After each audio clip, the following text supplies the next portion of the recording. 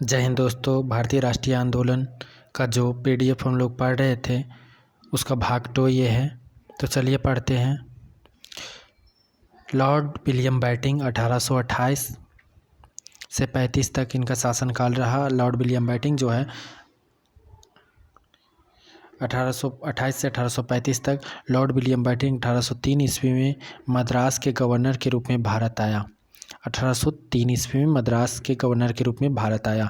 सती प्रथा पर रोक 1829 में इसी के काल में लगा लॉर्ड विलियम बेंटिंक ने लगाया। 1829 में सती प्रथा पर रोक। ठगी प्रथा पर रोक भी 1930 ईस्वी में इसने लगाया। 1833 ईस्वी के चार्टर एक्ट द्वारा बंगाल के गवर्नर को भारत का गवर्नर जनरल बना दिया गया। 1833 ईस्वी के चार्टर एक्ट के द्वारा बंगाल के गवर्नर को जो है भारत का गवर्नर जनरल बना दिया गया। इसी के काल में 1833 ईस्वी में लॉर्ड विलियम बेंटिंक भारत का प्रथम गवर्नर जनरल बना। 1833 ईस्वी में लॉर्ड विलियम बेंटिंक जो है भारत का प्रथम गवर्नर जनरल बने। नेक्स्ट है sir Charles Metcalfe. Sir Charles Metcalfe 1835 से 1836 ईस्वी। इसने भारत में समाचार पत्रों पर लगे प्रतिबंधों को समाप्त किया, इसलिए इसे भारतीय प्रेस का मुक्तिदाता कहा जाता है। इसने भारत में समाचार पत्रों पर सर चार्ल्स मैटकॉफ ने 1835 से 1836 तक गवर्नर जनरल ही रहा और इसने भारत में समाचार पत्रों पर लगे प्रतिबंधों को समाप्त किया, इसलिए इसे भारतीय प्रेस का मुक्तिदाता कहा जाता है। लॉर्ड ऑकलैंड 1836 से 1842। प्रथम अफ़गान युद्ध इसके काल में हुआ। 1838 से 42 तक हुआ। प्रथम आंग्ल अफ़गान युद्ध हुआ 1838 से 42 में। किसके काल में? लॉर्ड ऑकलैंड के काल में। नेक्स्ट है लॉर्ड एलनबरो 1842 से 1844। तो 1843 में एलनबरो ने चार्ल्स नेपियर को असैनिक एवं सैनिक शक्तियों के साथ सिंध भेजा। 1833 में एलनबरो ने चार्ल्स नेपियर को असैनिक एवं सैनिक शक्तियों के साथ सिंध भेजा। नेपियर ने अगस्त 1843 में सिंध को पूर्ण रूप से ब्रिटिश साम्राज्य में मिला लिया। 1843 के अधिनियम 5 के द्वारा दास प्रथा का उन्मूलन हुआ। लॉर्ड एलनबरो के काल में लॉर्ड हार्डिंग 1844 से 1848 लॉर्ड हार्डिंग गवर्नर जनरल रहा। तो प्रथम आंग्ल सिख युद्ध 1845 से 46 के बीच हुआ, जो लाहौर की संधि के द्वारा समाप्त हुआ। बालिका हत्या और नाबालिग प्रथा पर प्रतिबंध लगाया गया। नेक्स्ट है डलहौजी 1848 से 1856। तो डलहौजी जो है द्वितीय आंग्ल सिख युद्ध 1848 से 49 ईस्वी तथा 1849 ईस्वी में पंजाब का ब्रिटिश शासन में विलय हुआ। द्वितीय आंग्ल बर्मा युद्ध 1851 से 52 में लड़ा गया और 1852 में निचले बर्मा एवं पीगू राज्य को ब्रिटिश साम्राज्य में मिला लिया गया। नेक्स्ट है वुड का शिक्षा संबंधी डिस्पैच। वुड शिक्षा संबंधी डिस्पैच 1854 में आया लॉर्ड डलहौजी के काल में, और जिसे भारत में शिक्षा सुधारों के लिए मैग्ना कार्टा कहा जाता है। किसे? वुड डिस्पैच को। वुड का शिक्षा संबंधी डिस्पैच 1854 में जो आया, इसे शिक्षा सुधारों के लिए मैग्ना कार्टा कहा जाता है। यह लॉर्ड डलहौजी के काल में आया 1854 में। और नेक्स्ट है 1852 में इनाम कमीशन की स्थापना की गई थी, जिसका उद्देश्य भूमि कर रहित जागीरों को अंग्रेजी शासन के अधीन ले लेना था। पेशवा के पेंशन की समाप्ति कब? 1853 में हुई। इसने 1854 में नया डाकघर अधिनियम पारित किया, जिसके द्वारा भारत में पहली बार डाक टिकटों का प्रचलन प्रारंभ हुआ। 1854 में नया डाकघर अधिनियम पारित किया, जिसके द्वारा भारत में पहली बार डाक टिकटों का प्रचलन प्रारंभ हुआ। किसके काल में? लॉर्ड डलहौजी के काल में। 1856 ईस्वी में अवध को कुशासन का आरोप लगाकर अंग्रेजी राज्य में मिला लिया। 1856 ईस्वी में अवध को जो है कुशासन का आरोप लगाकर अंग्रेजी राज्य में मिला लिया। लॉर्ड डलहौजी जो है के समय में ही हिंदू विधवा पुनर्विवाह अधिनियम 1856 भी पारित हुआ। लॉर्ड डलहौजी के समय में ही हिंदू विधवा पुनर्विवाह अधिनियम 1856 भी पारित हुआ। इसने शिमला को ग्रीष्मकालीन राजधानी बनाया। बम्बई एवं ठाणे के मध्य प्रथम रेल चली 1853 में लॉर्ड डलहौजी के काल में ही, और द्वितीय रेल 1854 में कलकत्ता एवं रानीगंज के मध्य चली। बम्बई से ठाणे के मध्य रेल चली, प्रथम रेल चली 1853 में, और द्वितीय रेल कब चली? 1854 में कलकत्ता एवं रानीगंज के मध्य चली। नेक्स्ट है लॉर्ड कैनिंग, जो कि 1858 से 1862 तक गवर्नर जनरल रहा। यह जो है भारत का अंतिम गवर्नर जनरल था एवं प्रथम वायसराय था। लॉर्ड कैनिंग क्या था? भारत का अंतिम गवर्नर जनरल और प्रथम वायसराय था।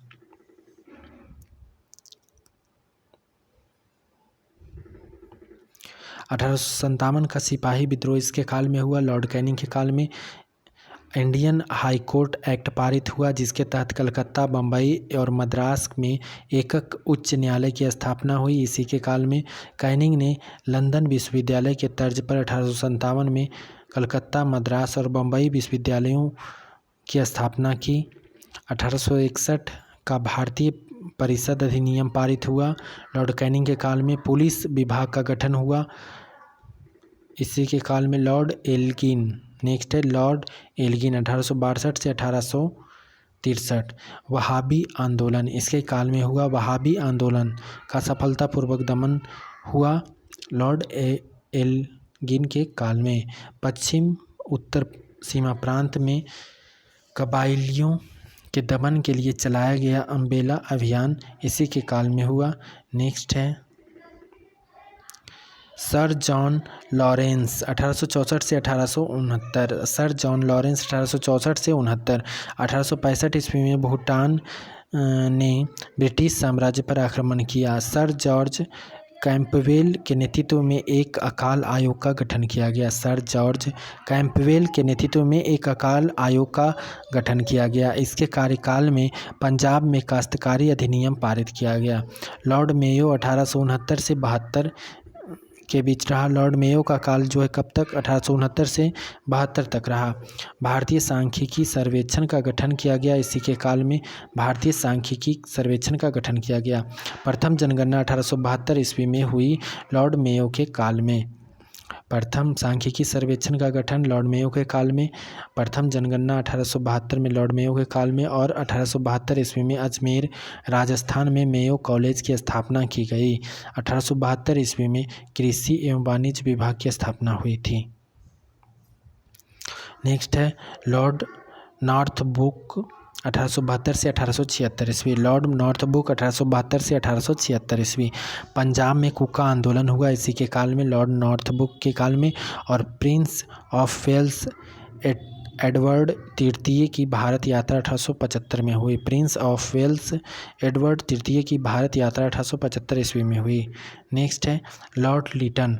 लॉर्ड लिटन 1876 से 1880 के बीच रहा। इसका काल 1876 से 1880। लॉर्ड लिटन इनका एक उपनाम ओवेन मेरेडिथ भी था। इनका एक उपनाम जो था ओवेन मेरेडिथ भी था। इसके शासनकाल में बम्बई, मद्रास, हैदराबाद, पंजाब एवं मध्य भारत में भयानक अकाल पड़ा। इसके शासनकाल में बम्बई, मद्रास, हैदराबाद, पंजाब एवं मध्य भारत में भयानक अकाल पड़ा। इसने रिचर्ड स्ट्रेची की अध्यक्षता में अकाल आयोग की स्थापना की। प्रथम दिल्ली दरबार का आयोजन किया गया और एक राजकीय अधिनियम पारित करके 1877 में ब्रिटेन की महारानी विक्टोरिया को कैसर ए हिंद की उपाधि से विभूषित किया गया। प्रथम दिल्ली दरबार का आयोजन किया गया और एक राजकीय अधिनियम पारित करके 1877 में ब्रिटेन की महारानी विक्टोरिया को कैसर ए हिंद की उपाधि से विभूषित किया गया। अलीगढ़ में एक मुस्लिम एंग्लो प्राच्य महाविद्यालय की स्थापना की। अलीगढ़ में एक मुस्लिम एंग्लो प्राच्य महाविद्यालय की स्थापना की। वर्नाकुलर प्रेस एक्ट 1878 पारित किया गया। वर्नाकुलर प्रेस एक्ट 1878 पारित किया गया। इसके समय में शस्त्र अधिनियम आर्म्स एक्ट 1878 पारित हुआ। इसके सिविल सेवा परीक्षाओं प्रवेश अधिनियम को हटाकर आयु सीमा 19 वर्ष कर दी गई। इसने सिविल सेवा परीक्षाओं में प्रवेश की अधिकतम आयु सीमा घटाकर 19 वर्ष कर दी। किसने? लॉर्ड लिटन ने। नेक्स्ट है लॉर्ड रिपन 1880 से 1884। लॉर्ड रिपन 1882 ईस्वी में वर्नाकुलर प्रेस एक्ट रद्द कर दिया गया। लॉर्ड रिपन के काल में क्या क्या हुआ? तो 1882 में वर्नाकुलर एक्ट को रद्द कर दिया गया। भारत में 1881 में सर्वप्रथम नियमित जनगणना करवाई गई। 1881 में प्रथम कारखाना अधिनियम पारित हुआ। 1882 में शिक्षा के क्षेत्र में सर विलियम हंटर की अध्यक्षता में हंटर आयोग का गठन हुआ। फिर 1882 में स्थानीय शासन प्रणाली की शुरुआत हुई। 1883 में एल्बर्ट बिल विवाद रिपन के समय में ही पारित हुआ, जिसमें भारतीयों को भी यूरोपीय कोर्ट में जज बनने का अधिकार दिया गया।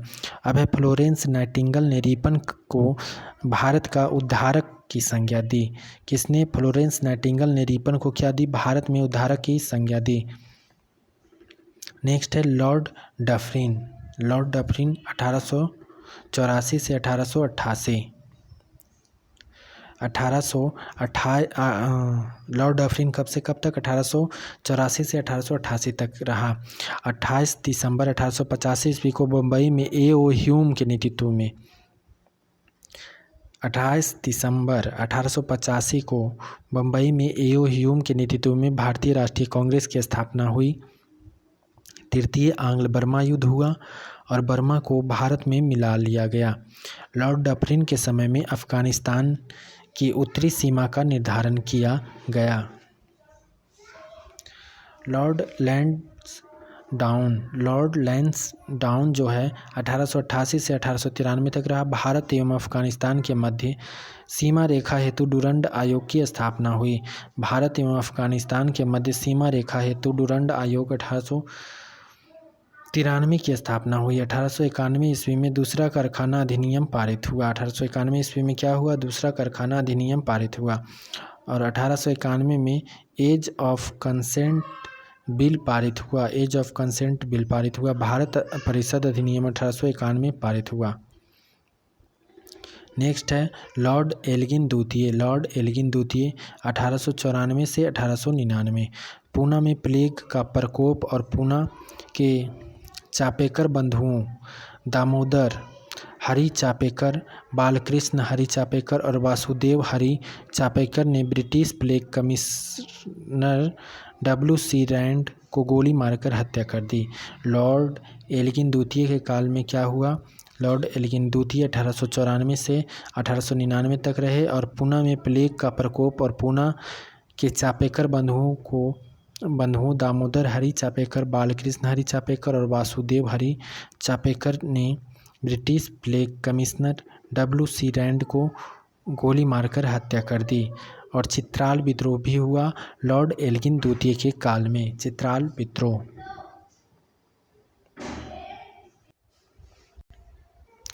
नेक्स्ट है लॉर्ड कर्जन 1899 से 1905 तक इसका काल रहा। और इसके काल में क्या क्या हुआ आइए देखते हैं।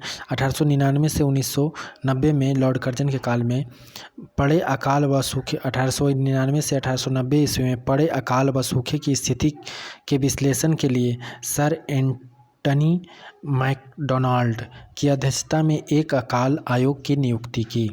1902 ईस्वी में सर एंड्रयूज फ्रेजर की अध्यक्षता में एक पुलिस आयोग की स्थापना की। शैक्षिक सुधारों के लिए 1902 ईस्वी में सर थॉमस रैले की अध्यक्षता में विश्वविद्यालय आयोग का गठन किया, जो 1904 ईस्वी में पारित किया गया। कर्जन ने 1901 ईस्वी में सर कॉलिन स्कॉट मॉनक्रिफ की अध्यक्षता में एक सिंचाई आयोग का भी गठन किया। भारतीय रेलवे के विकास के क्षेत्र में सर्वाधिक रेलवे लाइनों का निर्माण लॉर्ड कर्जन के समय में ही हुआ। 1904 में प्राचीन स्मारक संरक्षण अधिनियम पारित किया गया। 1904 ईस्वी में क्या हुआ? प्राचीन स्मारक संरक्षण अधिनियम पारित किया। 1905 में बंगाल का विभाजन हुआ। 1905 में क्या हुआ? बंगाल का विभाजन हुआ। नेक्स्ट है लॉर्ड मिंटो द्वितीय। लॉर्ड मिंटो द्वितीय 1905 से 1910 तक इसका काल रहा गवर्नर जनरल। ये कब तक? लॉर्ड मिंटो द्वितीय 1905 से 1910 तक। 1906 में मुस्लिम लीग की स्थापना हुई। 1906 में क्या हुई? मुस्लिम लीग की स्थापना हुई। 1907 में कांग्रेस के सूरत अधिवेशन में कांग्रेस का विभाजन हुआ। 1907 में जो है कांग्रेस के सूरत अधिवेशन में कांग्रेस का विभाजन हुआ। 1909 में मार्ले मिंटो सुधार पारित हुआ। 1909 में क्या हुआ? मार्ले मिंटो सुधार पारित हुआ। लॉर्ड हार्डिंग द्वितीय 1910 से 1916। लॉर्ड हार्डिंग द्वितीय क्या है? 1910 से 1916। 1911 में भव्य दिल्ली दरबार का आयोजन हुआ जिसमें ब्रिटेन के राजकुमार जॉर्ज पंचम भारत आए। यहीं पर भारत की राजधानी कोलकाता से दिल्ली स्थानांतरित करने की घोषणा की गई और बंगाल विभाजन रद्द किया। 1912 में भारत की राजधानी कलकत्ता से दिल्ली स्थानांतरित की गई। लॉर्ड हार्डिंग द्वितीय में के काल में क्या क्या हुआ? तो 1911 में भव्य दिल्ली दरबार का आयोजन हुआ जिसमें ब्रिटेन के राजकुमार जॉर्ज पंचम भारत आए। यहीं पर भारत की राजधानी कोलकाता से दिल्ली स्थानांतरित करने की घोषणा की गई और बंगाल विभाजन रद्द किया गया। 1912 में भारत की राजधानी कलकत्ता से दिल्ली स्थानांतरित की गई। 1912 में लॉर्ड हार्डिंग द्वितीय पर एक बम फेंका गया। यह घटना दिल्ली बम कांड के नाम से प्रसिद्ध हुआ। 1914 में प्रथम विश्व युद्ध प्रारंभ हुआ। मदन मोहन मालवीय द्वारा हिंदू महासभा की स्थापना 1915 में हुई। मदन मोहन मालवीय द्वारा जो है हिंदू महासभा की स्थापना कब हुई? 1915 में। नेक्स्ट है लॉर्ड चेम्सफोर्ड 1916 से 1921 ईस्वी। लॉर्ड चेम्सफोर्ड तिलक तथा एनी बेसेंट द्वारा होम रूल लीग की स्थापना 1916 में हुई। 1916 में लखनऊ अधिवेशन में कांग्रेस का एकीकरण हुआ एवं मुस्लिम लीग के साथ समझौता हुआ। 1919 में रॉलेट एक्ट पारित हुआ। 1919 में क्या हुआ? रॉलेट एक्ट पारित हुआ। 13 अप्रैल 1919 को प्रसिद्ध जालियांवाला बाग हत्याकांड हुआ। 13 अप्रैल 1919 को क्या हुआ? प्रसिद्ध जालियांवाला बाग हत्याकांड हुआ। भारत सरकार अधिनियम 1919 व मॉन्टेग्यू चेम्सफोर्ड सुधार लाया गया। भारत सरकार अधिनियम 1919 व मॉन्टेग्यू चेम्सफोर्ड सुधार लाया गया। 1916 ईस्वी में पूना में महिला विश्वविद्यालय की स्थापना। 1916 ईस्वी में पूना में महिला विश्वविद्यालय की स्थापना तथा 1917 ईस्वी में शिक्षा पर सैडलर आयोग की नियुक्ति लॉर्ड चेम्सफोर्ड के समय में ही की गई। अब है चंपारण सत्याग्रह 1917 एवं खेड़ा विद्रोह 1918 में हुआ। इसी के काल में लॉर्ड चेम्सफोर्ड के काल में क्या हुआ? चंपारण सत्याग्रह 1917 एवं खेड़ा विद्रोह 1918 भी हुआ। तृतीय आंग्ल अफगान युद्ध 1919 ईस्वी में हुआ। खिलाफत आंदोलन 1920 से 21 के बीच हुआ। नेक्स्ट है लॉर्ड रीडिंग। लॉर्ड रीडिंग के कार्यकाल रहा 1921 से 1926 ईस्वी। लॉर्ड रीडिंग का कार्यकाल कब से कब तक? 1921 से 1926 ईस्वी तक रहा। केरल में मोपला विद्रोह 1921 ईस्वी में हुआ। गांधी जी का असहयोग आंदोलन समाप्त हुआ इसी के काल में। प्रिंस ऑफ वेल्स 1921 में भारत की यात्रा पर आए। प्रिंस ऑफ वेल्स 1921 में भारत की यात्रा पर आए। 1910 ईस्वी में प्रेस अधिनियम और 1919 ईस्वी में रॉलेट एक्ट की वापसी हुई। लॉर्ड रीडिंग के समय में 1922 ईस्वी में विश्व भारतीय विश्वविद्यालय ने कार्य करना आरंभ किया। लॉर्ड रीडिंग के समय में 1922 ईस्वी में विश्व भारतीय विश्वविद्यालय ने कार्य करना आरंभ किया। इसके समय में ही एम.एन. रॉय द्वारा 1921 में भारतीय कम्युनिस्ट पार्टी का गठन किया गया। लॉर्ड रीडिंग के काल में ही जो है एम.एन. रॉय के द्वारा 1921 ईस्वी में भारतीय कम्युनिस्ट पार्टी का गठन किया गया। दिसंबर 1925 ईस्वी में प्रसिद्ध आर्य समाजी राष्ट्रवादी नेता स्वामी सहजानंद की हत्या कर दी गई। अब है काकोड़ी ट्रेन कांड भी 1925 में लॉर्ड रीडिंग के काल में हुआ। काकोड़ी ट्रेन कांड। स्वराज पार्टी की स्थापना भी हुई। लॉर्ड रीडिंग के काल में स्वराज पार्टी की स्थापना हुई। नेक्स्ट है लॉर्ड इरविन। तो लॉर्ड इरविन का कार्यकाल रहा 1926 से 1931 ईस्वी। लॉर्ड इरविन का कब रहा? 1926 से 1931 ईस्वी। 1919 ईस्वी के गवर्नमेंट ऑफ इंडिया एक्ट की कार्यविधि का मूल्यांकन करने के लिए जो साइमन कमीशन 1928 से नियुक्त किया गया था, उसके सभी सदस्य अंग्रेज थे। उसके सभी सदस्य क्या थे? अंग्रेज थे। भावी संविधान के निर्माण हेतु लखनऊ में सर्वदलीय सम्मेलन 1928 का आयोजन हुआ। नेहरू रिपोर्ट 1928 प्रस्तुत की गई लॉर्ड इरविन के काल में।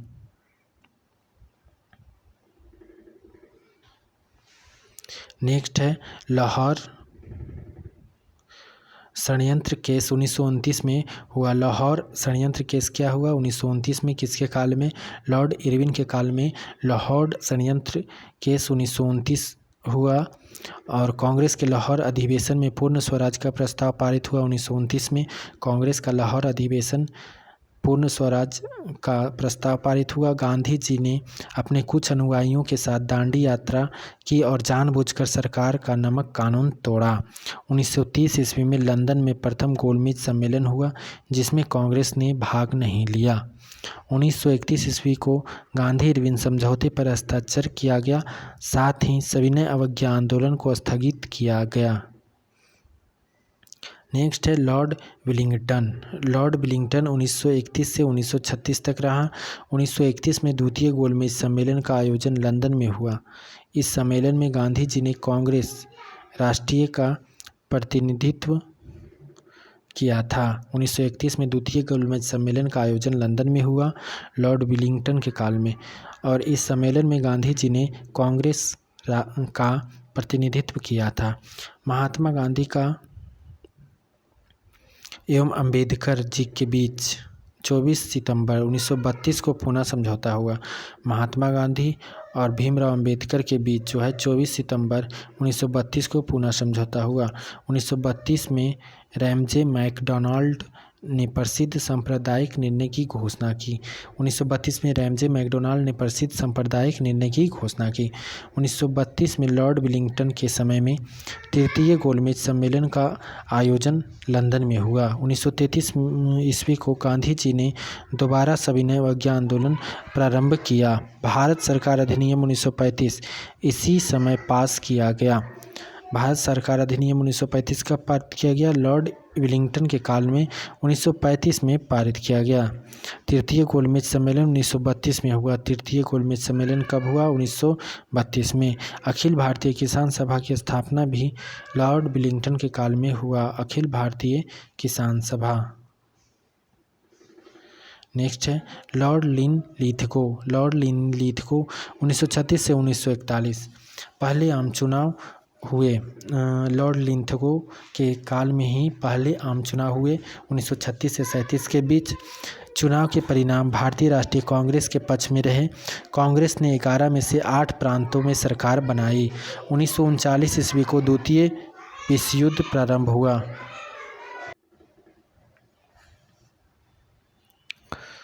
1939 ईस्वी में द्वितीय विश्व युद्ध प्रारंभ हुआ। इस युद्ध में भारतीयों का सक्रिय सहयोग प्राप्त करने के उद्देश्य से लॉर्ड लिनलिथगो ने भारतीय नेताओं के समक्ष अगस्त प्रस्ताव 8 अगस्त 1940 ईस्वी रखा, जिसमें भारतीयों को प्रलोभित करने वाले प्रस्ताव थे। लॉर्ड लिनलिथगो के काल में ये पारित हुआ। भारतीय राष्ट्रीय कांग्रेस हरिपुरा अधिवेशन में 19 फरवरी 1938 ईस्वी को सुभाष चंद्र बोस को अध्यक्ष चुना गया। भारतीय राष्ट्रीय कांग्रेस के हरिपुरा अधिवेशन में जो है 19 फरवरी 1938 ईस्वी को सुभाष चंद्र बोस को अध्यक्ष चुना गया। कांग्रेस के त्रिपुरा अधिवेशन में सुभाष चंद्र बोस पुनः कांग्रेस के अध्यक्ष चुने गए, परंतु गांधी जी के विरोध के चलते उन्होंने त्यागपत्र दे दिया तथा अप्रैल 1939 में सुभाष चंद्र बोस ने फॉरवर्ड ब्लॉक नामक एक नई पार्टी का गठन किया। 1939 में सुभाष चंद्र बोस ने फॉरवर्ड ब्लॉक नामक एक नई पार्टी का गठन किया। सुभाष चंद्र बोस के त्यागपत्र के पश्चात डॉक्टर राजेंद्र प्रसाद को कांग्रेस का अध्यक्ष बनाया गया था। द्वितीय विश्व युद्ध में भारतीयों को सम्मिलित किए जाने के विरोध स्वरूप ही कांग्रेसी मंत्रिमंडल ने 22 दिसंबर 1939 ईस्वी को त्यागपत्र दे दिया। इसी दिन अर्थात 22 दिसंबर 1939 ईस्वी को मुस्लिम लीग द्वारा मुक्ति दिवस के रूप में मनाया गया। नेक्स्ट है लॉर्ड बेवेल जो कि 1943 से 1947 तक रहा। 1945 में शिमला समझौता हुआ था। 1945 में क्या हुआ था? शिमला समझौता हुआ था। CR फार्मूला 1944 में प्रस्तुत किया गया। लॉर्ड पैट्रिक लॉरेंस के नेतृत्व में कैबिनेट मिशन, जिसके सदस्य स्ट्रैफर्ड क्रिप्स और बीवी अलेक्जेंडर थे, भारतीय नेताओं से राजनीतिक मामले पर बातचीत करने के उद्देश्य से मार्च 1946 ईस्वी को दिल्ली आया। तत्कालीन ब्रिटिश प्रधानमंत्री क्लीमेंट इटली ने भारत को जून 1948 ईस्वी के पहले स्वतंत्र करने की घोषणा की। तत्कालीन ब्रिटिश प्रधानमंत्री क्लीमेंट इटली ने भारत को जून 1948 के पहले स्वतंत्र करने की घोषणा की। नेक्स्ट है लॉर्ड माउंटबेटन 1947 से 48। लॉर्ड माउंटबेटन 1947 से 48 3 जून योजना प्रस्तुत की। 3 जून योजना प्रस्तुत की। लॉर्ड माउंटबेटन ने रेड क्लिफ आयोग का गठन किया। लॉर्ड माउंटबेटन ने क्या है? रेड आयोग का गठन किया और ब्रिटिश संसद में इटली द्वारा भारतीय स्वतंत्रता विधेयक प्रस्तुत किया। और 15 अगस्त 1947 को भारत आज़ाद हुआ। स्वतंत्र भारत का प्रथम गवर्नर जनरल लॉर्ड माउंटबेटन बने। 15 अगस्त 1947 को जो है भारत आज़ाद हुआ और स्वतंत्र भारत का प्रथम गवर्नर जनरल कौन बने? लॉर्ड माउंटबेटन बने।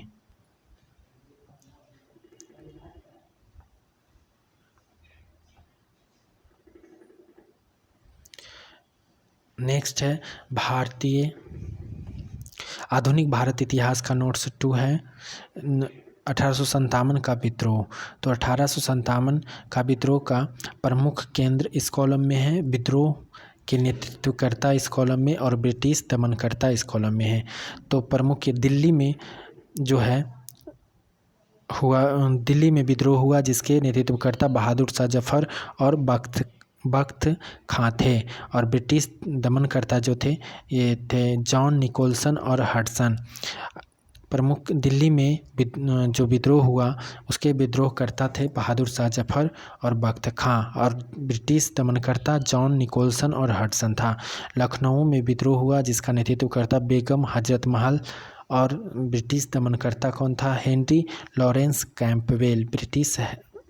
हेनरी लॉरेंस कैंपबेल लखनऊ में विद्रोह हुआ, उसके नेतृत्वकर्ता थे विद्रोह नेतृत्वकर्ता बेगम हजरत महल और ब्रिटिश दमनकर्ता हेनरी लॉरेंस कैंपबेल। कानपुर में 1857 के विद्रोह का नेतृत्वकर्ता जो थे कानपुर के ये नाना साहब और तात्या टोपे। और कैंपबेल ब्रिटिश दमनकर्ता। कैंपबेल क्या था? ब्रिटिश दमनकर्ता। झांसी और ग्वालियर में विद्रोह का नेतृत्व रानी लक्ष्मीबाई और तात्या टोपे कर रहे थे, और जनरल ह्यूरोज ब्रिटिश दमनकर्ता था। General Hugh Rose. झांसी ग्वालियर में कौन? रानी लक्ष्मीबाई और तात्या टोपे जो थे विद्रोह का नेतृत्वकर्ता, और ब्रिटिश दमनकर्ता कौन था? General Hugh Rose. नेक्स्ट है जगदीशपुर बिहार। तो यहाँ के विद्रोह का नेतृत्वकर्ता कुंवर सिंह और अमर सिंह थे, और ब्रिटिश दमनकर्ता यहाँ मेजर विलियम टेलर और बेसेंट आयर। मेजर विलियम टेलर और बेसेंट आयर था। फैजाबाद विद्रोह का नेतृत्वकर्ता मौलवी अहमदुल्ला। फैजाबाद विद्रोह का नेतृत्वकर्ता कौन था? मौलवी अहमदुल्ला, और ब्रिटिश दमनकर्ता कैंपबेल। नेक्स्ट है इलाहाबाद बनारस का विद्रोह का नेतृत्वकर्ता लियाकत अली। कौन? लियाकत अली। इलाहाबाद और बनारस का विद्रोह नेतृत्वकर्ता लियाकत अली, और ब्रिटिश दमनकर्ता कर्नल नील। नेक्स्ट है बरेली में 1857 का विद्रोह का नेतृत्व करता है खान बहादुर खां और ब्रिटिश दमनकर्ता कैंपबेल। नेक्स्ट है 19 मार्च 1857 को चर्बी लगे कारतूस के प्रयोग का विरोध 34वीं रेजिमेंट बैरकपुर के सैनिक मंगल पांडे ने किया। 19 मार्च 1857 को चर्बी लगे कारतूस के प्रयोग का विरोध 34वीं रेजिमेंट बैरकपुर के सैनिक मंगल पांडे ने किया तथा विद्रोह की शुरुआत कर दी। उन्होंने सैन्य अधिकारी लेफ्टिनेंट बाग एवं मेजर सार्जेंट को गोली मारकर हत्या कर दी। किसे? सैन्य अधिकारी लेफ्टिनेंट बाग और मेजर सार्जेंट को गोली मारकर हत्या कर दी। 1857 के विद्रोह के दौरान बैरकपुर में कमांडिंग ऑफिसर हैरसे थे। 1857 के विद्रोह के दौरान बैरकपुर में जो थे कमांडिंग ऑफिसर हैरसे था। 10 मई 1857 को मेरठ छावनी में तैनात भारतीय सेना ने चर्बी युक्त कारतूस के प्रयोग से इनकार कर दिया। 10 मई 1857 को मेरठ छावनी में तैनात भारतीय सेना ने चर्बी युक्त कारतूस के प्रयोग से इनकार कर दिया एवं अपने अधिकारियों पर गोली चलाई और विद्रोह प्रारंभ कर दिया। इस समय मेरठ में सैन्य छावनी के अधिकारी जनरल हेविल्ड थे। आंदोलन का विस्तार जो है दिल्ली में 11 मई को मेरठ के विद्रोही दिल्ली पहुँचे। 11 मई को जो है मेरठ के विद्रोही कहाँ? दिल्ली पहुँचे और 12 मई 1857 को उन्होंने दिल्ली पर अधिकार कर लिया तथा मुगल बादशाह बहादुर शाह द्वितीय को पुनः भारत का सम्राट युवा क्रांति का नेता घोषित किया। लखनऊ जून 1857 में विद्रोह का प्रारंभ बेगम हजरत महल परी जिसे कहा जाता था। 1857 में विद्रोह का प्रारंभ बेगम हजरत महल परी का नेतृत्व में हुआ था। तात्या टोपे के नेतृत्व में चिन्हट के पास अंग्रेजी सेना को हराया गया और हैवलॉक मारा गया मारा गया। कानपुर तो 5 जून 1857 को कानपुर अंग्रेज़ों के हाथ से निकल गया। 5 जून 1857 को कानपुर अंग्रेज़ों के हाथ से निकल गया। यहाँ पर पेशवा बाजीराव द्वितीय के दत्तक पुत्र नाना साहब ने विद्रोह को नेतृत्व प्रदान किया। इसमें उनकी सहायता तात्या टोपे ने की थी, जिसका असली नाम रामचंद्र पांडुरंग था। 1857 के विद्रोह से संबंधित पुस्तकें हैं the Indian war and independence 1857, जिसके लेखक वीडी सावरकर हैं। 1857 के विद्रोह से संबंधित कुछ पुस्तकें हैं। तो पहला है the Indian war of independence 1857, इसके लेखक VD Savarkar. Next the peasant and the Raj, इसके लेखक एरिक थॉमस स्टॉक इसके लेखक। नेक्स्ट है 1857 the great revolt 1857 the great revolt, Ashok Mehta इसके लेखक थे। Ashok Mehta. The first Indian war of independence, इसके लेखक कार्ल मार्क्स और फ्रेडरिक एंजल थे। Friedrich Engels. नेक्स्ट है नागरिक विद्रोह।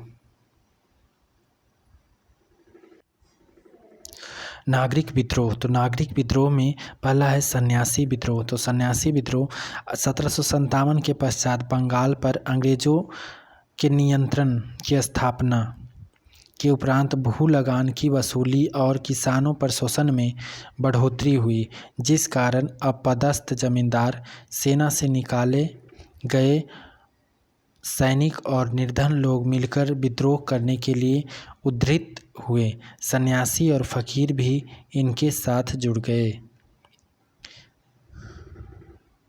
फकीर बंगाल में घुमंतू धार्मिक मुसलमान भिक्षुकों के समूह थे।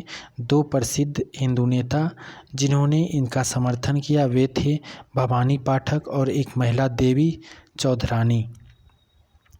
मजमू शाह फ़कीरों के प्रमुख नेताओं में से एक थे। मजमू शाह जो थे फ़कीरों के प्रमुख नेताओं में से एक थे। अंततः 19वीं शताब्दी के प्रारंभ में इन विद्रोहों को नियंत्रित किया जा सका। सन्यासी विद्रोहों की घटना बंगाल में 1770 से 1820 के बीच वर्षों में हुई। तथापि विद्रोह का तात्कालिक कारण था हिंदुओं और मुसलमानों दोनों में से तीर्थस्थलों का जाने वाले तीर्थयात्रियों पर अंग्रेज सरकार द्वारा लगाए गए प्रतिबंध। बंकिम चंद्र चटर्जी का प्रसिद्ध उपन्यास आनंद मठ इसी कथानक आधारित है। इसे दोबारा पढ़ते हैं। सन्यासी विद्रोह 1857 के पश्चात बंगाल पर अंग्रेजों के नियंत्रण की स्थापना के उपरांत भू लगान की वसूली और किसानों पर शोषण में बढ़ोतरी हुई, जिस कारण अपदस्थ जमींदार, सेना से निकाले गए सैनिक और निर्धन लोग मिलकर विद्रोह करने के लिए उद्यत हुए। सन्यासी और फकीर भी इसके साथ जुड़े हुए थे। फकीर बंगाल में घुमंतु धार्मिक मुसलमान भिक्षुओं के समूह थे। दो प्रसिद्ध हिंदू नेता जिन्होंने इसका समर्थन किया वे थे भवानी पाठक और एक महिला देवी चौधरानी। मजमू शाह फ़कीरों के प्रमुख नेताओं में से एक थे। अंततः 19वीं शताब्दी के प्रारंभ में इन विद्रोहों को नियंत्रित किया जा सका। सन्यासी विद्रोह की घटनाएं बंगाल में 1770 से 1820 के बीच वर्षों में हुई। तथापि विद्रोह का तात्कालिक कारण था हिंदुओं और मुसलमानों दोनों में से तीर्थस्थलों का जाने वाले तीर्थयात्रियों पर अंग्रेजी सरकार द्वारा लगाए गए प्रतिबंध। बंकिम चंद्र चटर्जी का प्रसिद्ध उपन्यास आनंद मठ इसी कथानक आधारित है। नेक्स्ट है पोलीगारों का विद्रोह।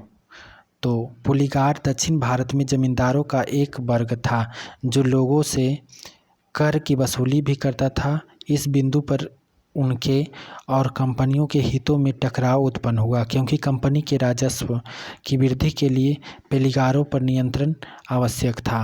पोलीगार विद्रोह को दक्षिण भारतीय विद्रोह की संज्ञा भी दी जाती है। विद्रोह के दमन के पश्चात 1801 में कर्नाटक की संधि पर हस्ताक्षर किए गए, जिससे अंग्रेजों ने वर्तमान तमिलनाडु के अधिकांश हिस्सों पर सीधा नियंत्रण स्थापित कर लिया।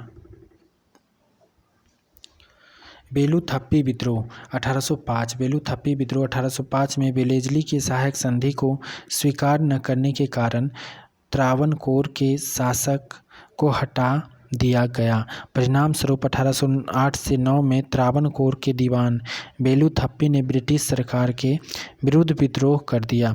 इस विद्रोह को 1857 के विद्रोह का पूर्वगामी भी कहा जाता है। नेक्स्ट है पाइका विद्रोह। पाइका विद्रोह 1817 से 1825 के बीच हुआ। कंपनी द्वारा खुदरा के राजा को अपदस्थ करने के कारण क्षेत्र का प्रशासन कंपनी के अंतर्गत आ गया, जिस कारण पाइका सैनिकों को अपदच्युत कर दिया गया। कर तथा भू राजस्व की दर में अत्यधिक वृद्धि के कारण कृषकों पर भी विपरीत प्रभाव पड़ा। इन कारकों ने बेरोजगार हो गए कृषकों तथा सैनिकों को साथ ला दिया।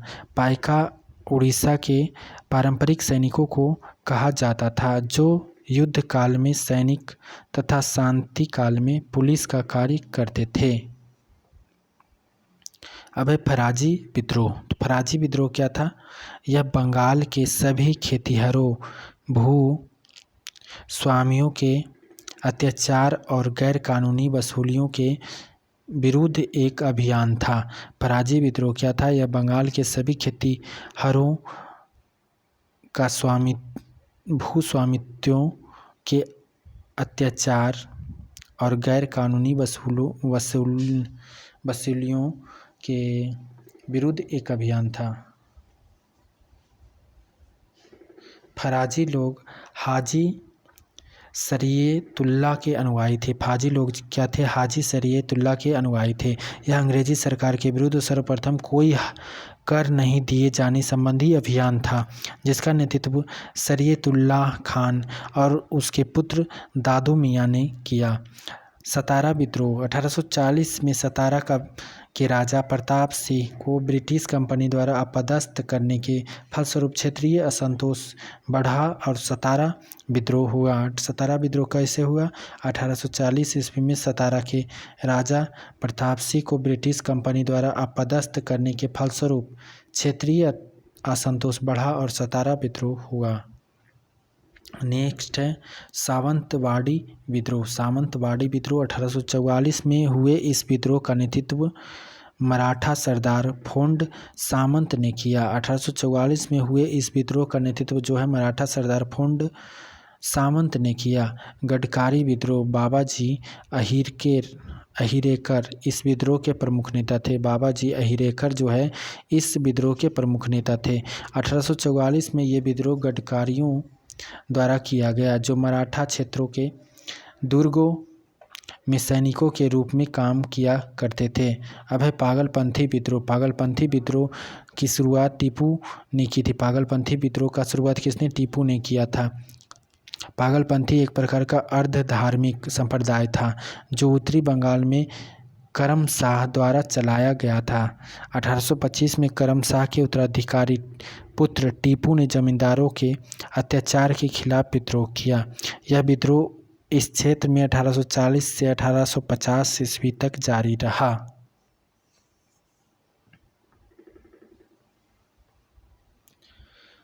नेक्स्ट है बहावी आंदोलन। इस आंदोलन के प्रवर्तक राय बरेली के सैयद अहमद बरेवली थे, जो कि अरब के अब्दुल वहाब और दिल्ली के संत शाह वली उल्लाह की शिक्षाओं से प्रभावित थे। इस आंदोलन का उद्देश्य दारुल हर्ब को दारुल इस्लाम में परिवर्तित करना था। सैयद अहमद पंजाब में सिखों और बंगाल में अंग्रेज़ों को अपदस्थ कर मुस्लिम शक्ति को पुनर्स्थापित करने के पक्षधर थे। नेक्स्ट है कुक्का विद्रोह। कुक्का विद्रोह की शुरुआत पंजाब में 1860 से 1870 में हुई थी। पश्चिमी पंजाब में कुक्का विद्रोह की शुरुआत लगभग 1840 ईस्वी में भगत जवाहर मल द्वारा की गई थी। भगत जवाहर मल को सियान साहब के नाम से भी जाना जाता है। सियान साहब ने अपने शिष्य बालक सिंह के साथ मिलकर अपने अनुयायियों का एक दल गठित किया, जिसका मुख्यालय हजारा में था। इस युद्ध के विरुद्ध जो है अपनी दमनकारियों नीतियों को अपनाते हुए अंग्रेज़ों ने 1872 ईस्वी में इसके एक नेता राम सिंह कुक्का को रंगीन निर्वासित कर दिया और आंदोलन पर नियंत्रण पा लिया गया। नेक्स्ट है जनजाति आंदोलन। चुआर विद्रोह। अकाल बढ़े हुए भूमि तथा अन्य आर्थिक संकट। अकाल बढ़े हुए भूमि कर तथा अन्य आर्थिक संकट चुनार विद्रोह का कारण था। मिदनापुर जिले के आदिम जाति के चुआर लोगों ने सशस्त्र विद्रोह किया। दुर्जन सिंह तथा जगन्नाथ इस विद्रोह के प्रमुख नेता थे। दुर्जन सिंह एवं जगन्नाथ जो थे इस चुआर युद्ध के प्रमुख नेता थे। दल भूमि, कैलापल तथा बाराभूमि के राजाओं ने 1768 में विद्रोह किया तथा आत्मविश्वास की नीति अपनाई।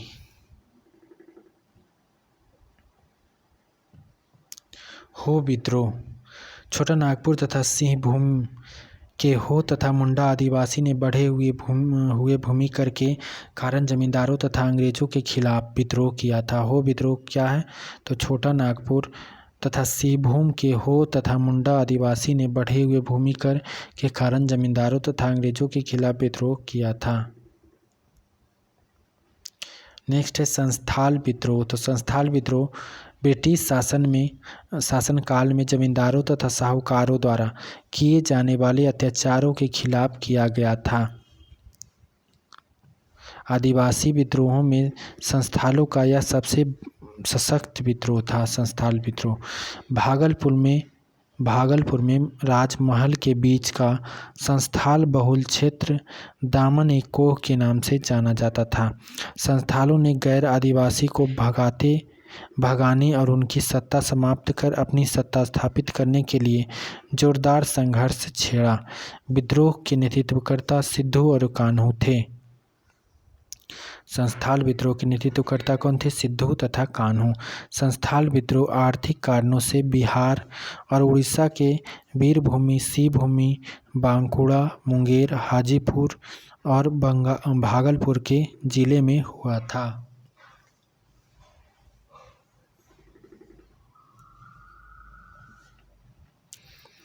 अंग्रेज सरकार ने बड़ी सैन्य कार्यवाही के बाद 1856 ईस्वी में इस विद्रोह को दबाने में सफलता पाई। सरकार ने अलग संथाल परगना की मांग को मानकर क्षेत्र में शांति स्थापित की। नेक्स्ट है खोंड विद्रोह।